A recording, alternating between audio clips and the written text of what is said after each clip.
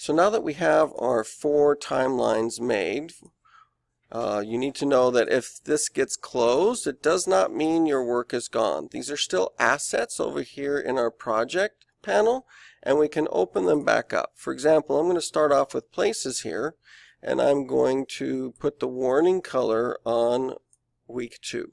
So this is a color we don't want to see when we put our pictures on the video 2 track. They should completely obscure and cover the 1920 by 1080 screen. Let's go ahead and import our pictures. We're going to do File, Import. There's also a Control-I shortcut, or one of my favorites, which is the quick way, is to double-click on any empty space. So you may do this by accident sometimes, and it'll say, hey, what do you want to import? So let's go ahead and import not the individual pictures. Let me back up one. But this is much more powerful. Import the entire folder at once. Now, if you'll remember, our preferences were that each picture, when it comes in, is 4 seconds long. I'm going to open up the folder that says Final Images, also known as a bin, and you can see that I can take my first 4 for places, and I can select them all at once, click and drag them to the video 2 track. So notice how, if I go to the end of this one, we're talking about 16 seconds. Now this is 4 seconds each, and this is how you can zoom in and out. It does not change how long those are going to play. Notice it stays at 16 seconds. But now I can really see all 4 of them, a little bit of the name, and I can take a look at each one of these pictures by dragging the current time indicator, or what I call it, the laser pointer. So we want this warning color to last all the way to the end. This is the only time really that you're going to grab the end of a block on here and then stretch it out. If you do that with one of your pictures, it's now going to last longer than it did before. I'm going to Control-Z undo, and this is what you want for each of your different categories. So let me do that quickly for the rest. I'm going to open up Snacks and Movies, go back to Snacks, and I'm going to get the warning color underneath. Do it right at 0. I'm going to get the next set, which is 5, 6, 7, 8, and put them on this timeline.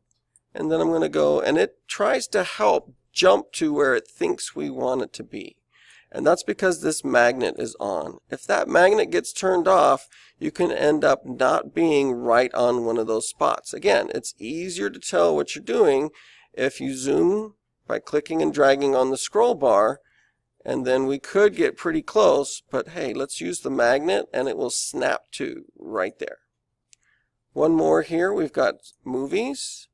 I'm going to take the last 4 pictures, drag them to the video 2, grab the warning color underneath and stretch it.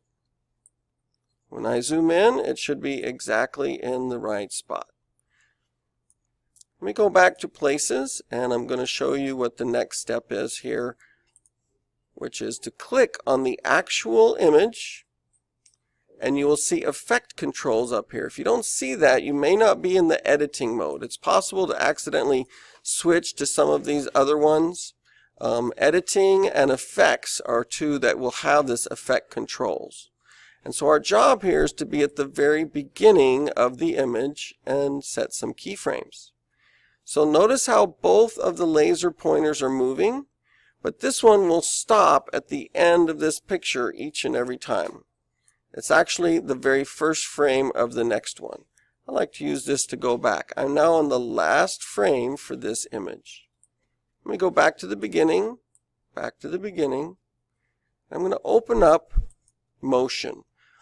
Motion has the transform properties for each of these images, and there's always a position, a place for it to be. There's always a scale. It has to have some sort of size. And we're not going to worry about the rest of them. I don't want any of these spinning around with rotation or anything. So when you have a blue number like this, you can actually click on it and drag to the left and right.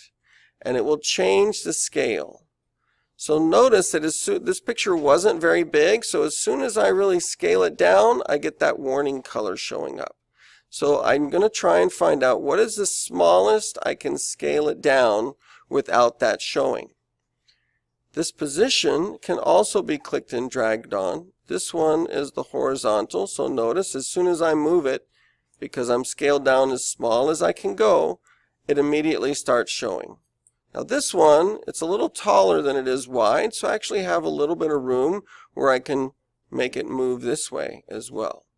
I'm going to go ahead and just position it so that Honduras is centered nicely. And I'm going to click on these two little pictures. It says toggle animation. This sets keyframes. So the idea here is that we tell it where we want to begin, and it puts little diamonds. I'm going to go to the end, and then I'm going to scale up as big as I can go. You cannot go over 100. So in this case, I want the maximum amount of scaling. And then I'm going to tweak it like, where do I want this to be positioned? Maybe up and down a little bit. Maybe right there so the word Honduras shows. So what did that do for us? It set some keyframes at the beginning and some at the end. So with a small image like this, let me press play, and this is the movie that we've made so far.